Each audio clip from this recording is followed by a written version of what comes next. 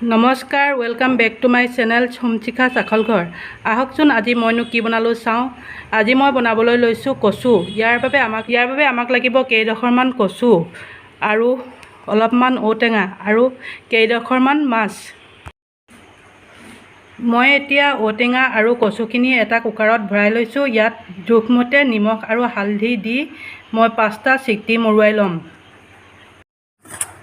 মই গেছত কেৰাহী এখন পাতি থৈছিলোঁ। কেৰাহীখন গৰম হোৱাত মই মিঠাতেলখিনি দি দিছোঁ। মিঠাতেলখিনিও গৰম হৈ গ'ল।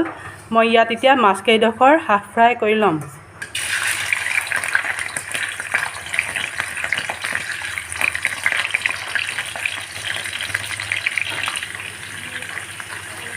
নিমখ দিছোঁ আধা চামুচ, হালধি দিছোঁ আধা চামুচ,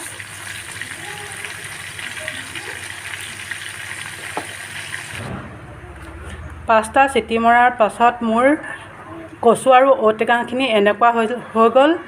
মই মাছখিনি এনেদৰে হাফ ফ্ৰাই কৰি ল'লোঁ। এতিয়া ইয়াত ঔটেঙা আৰু কচুৰ শাকখিনি মই ইয়াত দি দিম।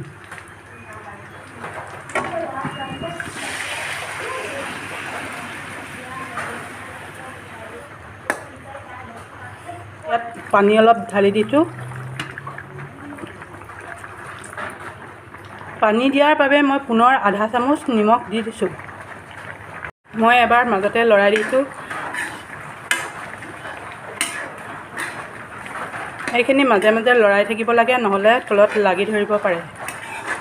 10 মিনিটৰ পিছত আমাৰ কচুৰ চব্জিখিনি হৈ গৈছে। আপোনালোকে দেখিছে নহয় ৰংটো কিমান ধুনীয়া হৈছে। মই এতিয়া গেছটো অফ কৰি দিছোঁ। আমাৰ চব্জিখিনি হৈ গৈছে।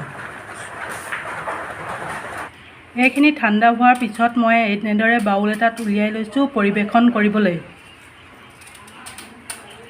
মোৰ ভিডিঅ'টো চাই কেনে পালে? যদি ভাল পালে তেনেহ'লে লাইক কৰিব, শ্বেয়াৰ কৰিব, ছাবস্ক্ৰাইব কৰিব আৰু এনেদৰে বনাই খাই চাব। যদি ভাল পায় মোলৈ কমেণ্ট কৰিব কেনে পালে।